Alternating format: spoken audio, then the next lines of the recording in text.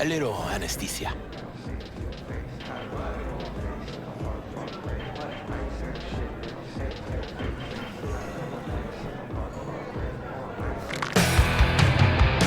We lost everything! We had to pay the price! Yeah, we lost everything! We had to pay the price!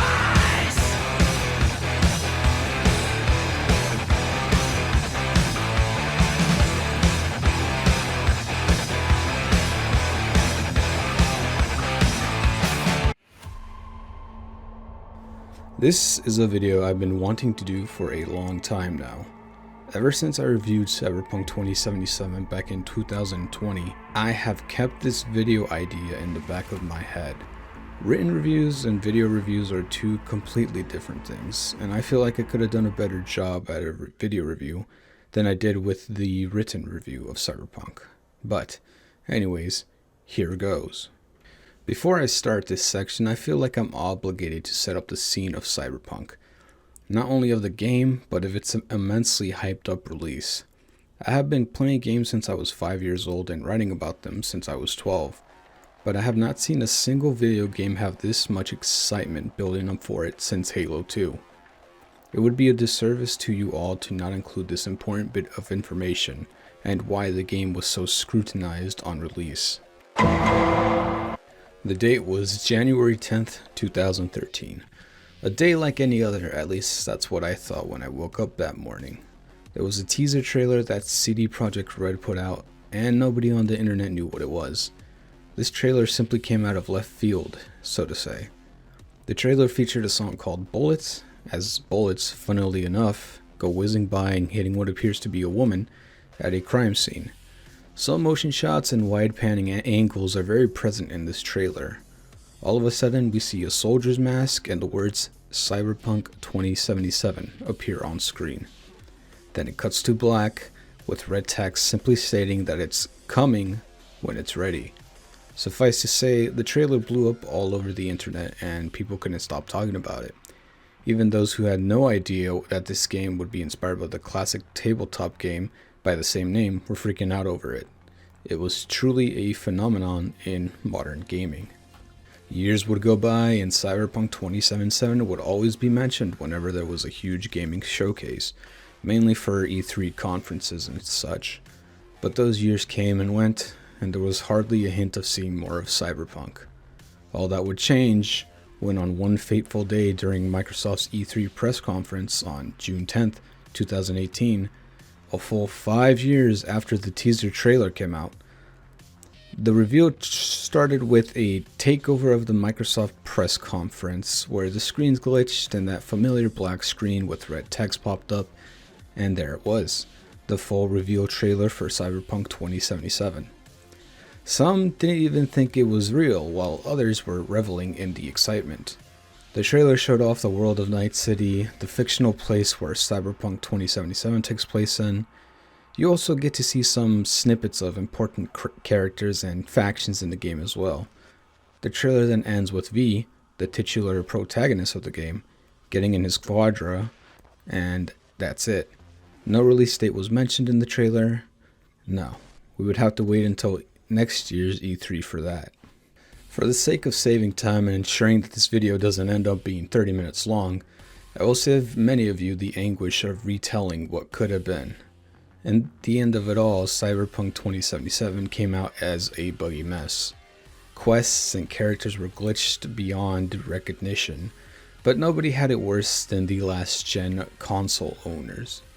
It's a wonder how this game was ever allowed to release on last gen to begin with. If PCs were struggling to keep up with Cyberpunk, what hopes did the others have? The game was reviewed bombed on last gen versions, however the next gen and PC versions of the game received respectable scores. Some reviewers even gave the game 9 out of 10s, which is, crazy in itself, which of course angered many gamers who took their frustrations out by yelling about it to their 10 followers on Twitter. Suffice to say, the game was very divisive upon release. Now that the setup is gone and all taken care of, I can talk to you guys about the actual game and my experience when reviewing it. The world of Night City is a wonderful, disgusting, and awe-inspiring piece of land. If I were to guess, Night City is a mix of New York and LA and all of its lovely baggage included. You have the bright lights and skyscrapers in the city center, where all the corporations have some sort of building in. You have the very much Japanese-inspired section called Kabuki. There's the vast and empty desert known as the Badlands. Then there's the urbanized Santo Domingo, the once to be known as a corpo dream city of Pacifica, and all of its tattered buildings remaining unfinished. And finally, you have the densely packed and filled with high-rise apartments of Watson, the starting point of your journey in Cyberpunk. Aside from various different aesthetics spread across the city, there's also a nice mixture of weather effects like rain and even dust storms, some of which can last for a while depending on where you are located within the city. Nothing beats looking out of your apartment window at night while it's raining. I know it gets said a lot, but it honestly seems very Blade Runner-esque. Night City honestly feels like a living, breathing city, filled with densely packed streets and even more densely packed sidewalks. I was almost getting mad at the number of times I've seen 10 to 20 cars on the street downtown. There's just no way to avoid them. If you have a quest marker that's telling you to go down this specific street, you go down that specific street. The different parts of Night City also have their own factions and gangs. The more you start to work your way down from Watson, the harder the enemies within the factions and gangs get. But it's not so bad, since you have a lot to do within this world. I'll get to that later on during the quest section that you can scroll to now, if you'd like. When it's all said and done, nothing really changes in Night City, aside from the various news stories being talked about as you progress through the story. I believe that's the whole point of this game. Your story revolves around V, a merc, like any other in a town filled with thousands upon thousands of people.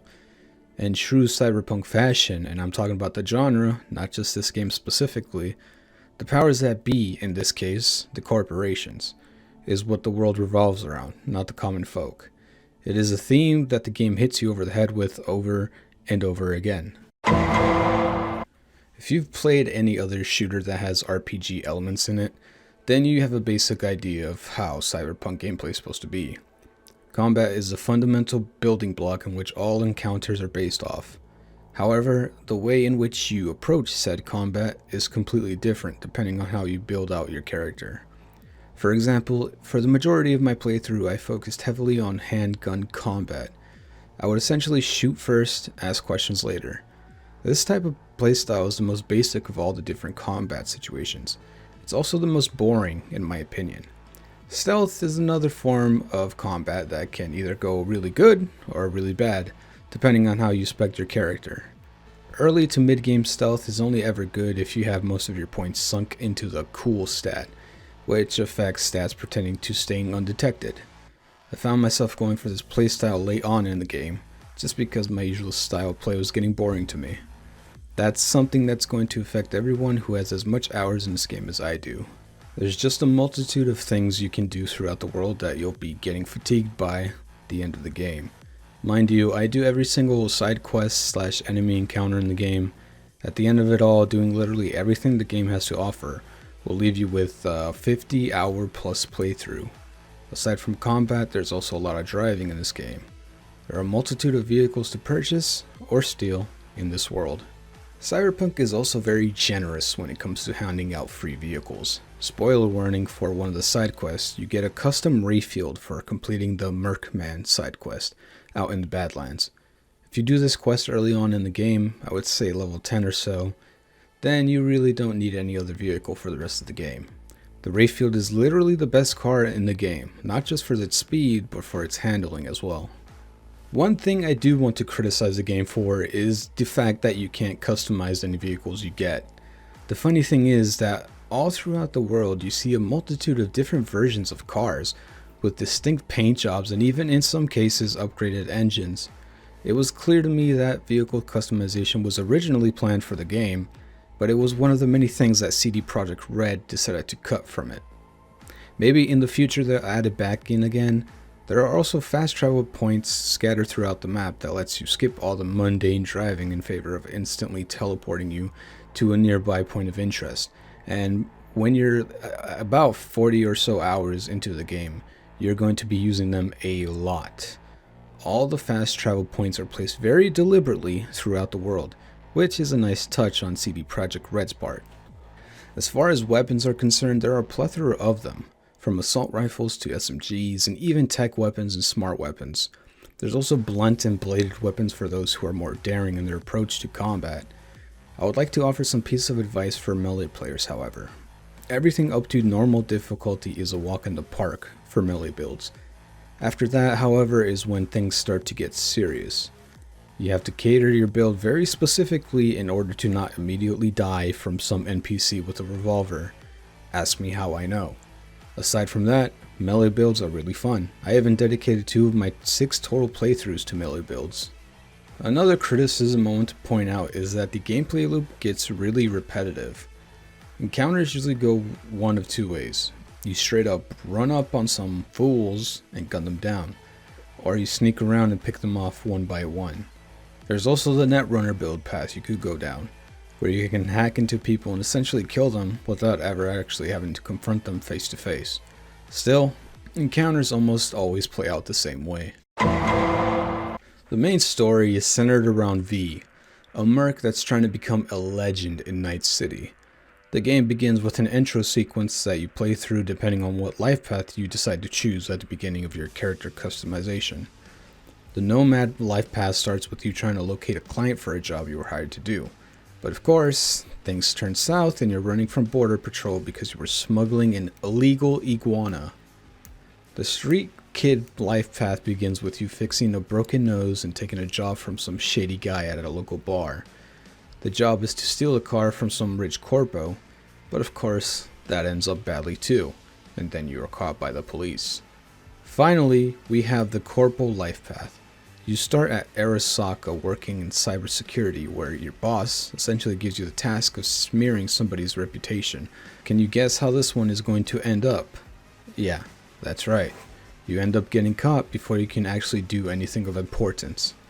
It's also important to note that in all 3 life paths, the following cutscene plays for all of them, regardless of what you choose. Also, Jackie is present in all of these 3 life paths. He is the client in the Nomad path, he's a rival thief turned friend in the Street Kid path, and he's a longtime friend in the Corpo path. After you complete the intro sequence for the paths, you are thrown into your first mission where you have to recover Sandra Dorset from some scavs in an apartment. This mission serves as a tutorial to combat and sneaking. After you complete the mission, you are free to do anything in the Watson area. You could even do all the NCPD dispatch side quests if you so desire. You could easily get to level 10 before even touching the main quest. But once you do start the main quest, you are tasked with finding info and equipment for the biggest job of V's life.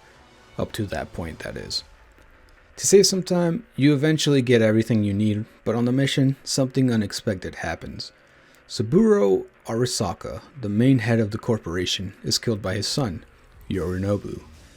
This is the main catalyst for everything that happens to V from here until the end of the game. You then shoot your way out of Arasaka, but, spoilers, Jackie ends up dying. Before he does, he injects the shard that you were tasked to steal from Arasaka into your head. Dex, your fixer for this mission, then shoots you because of how much chaos you caused, but surprise, remember that shard Jackie injected into your head earlier? It ends up saving you by essentially rebooting your brain. From this point on, you are in the game and are free to progress as you please. Intermittently, you will be visited by Johnny Silverhand, everyone's favorite terrorist musician. Turns out, that shard had Johnny's engram on it, and he's actively trying to take over your body. Throughout the rest of the game, you and Johnny have spats and discussions pertaining to V's current situation and Johnny's hatred of corporations. You can choose either to agree and acknowledge Johnny's existence, or you can actively ignore him until the end of the game. Doing so will affect dialogue you have with him. At the end of it all though, Johnny remains one of my personal favorite characters in all of video games. The constant bantering between him and V about the dumbest things is hilarious to me, and even the more serious things seem genuine. Keanu Reeves did a fantastic job in portraying the character. Side quests are another staple of CD Projekt Red's games, and Cyberpunk has a ton of them. The thing is though, they're all fantastically done. From the different characters and plotlines that have you questioning the goals of corporations and whether or not the average person has any control over the life, eerily mirrors real life. There's a constant theme in the cyberpunk genre. The future sucks. You even see the words "no future" graffitied all over various locations integral to the game. Cyberpunk hammers the notion that the corporations control every aspect of people's lives, and there's not a damn thing they could do about it. The ending of the game furthers this point even more. Still, one thing that the corps can't take away from people are the connections and camaraderie they form, especially in the form of the major side quests. All in all, Cyberpunk 2077 is a fantastic example of storytelling above all else. Sure, you can criticize the devs for messing up the launch so bad that some people still have the opinion that the game is terrible, without even ever touching it. But what you can't deny is that no one in the business of video games does quests/side quests as well as CD Projekt Red. Where the studio goes from here is still unknown. I do know that some of them are still working on Cyberpunk's first expansion that I'm eagerly anticipating. And if you haven't touched Cyberpunk because of the stigma that it is a broken mess, then I urge you to give it a try. Who knows, you might like it as much as I do. If you get nothing else from this review, look at some videos on YouTube and make your own judgment on the game. Don't follow the crowd. Cyberpunk 2077 was honestly one of my favorite games, not just for 2020, but maybe of all time. That's how highly I think about this game.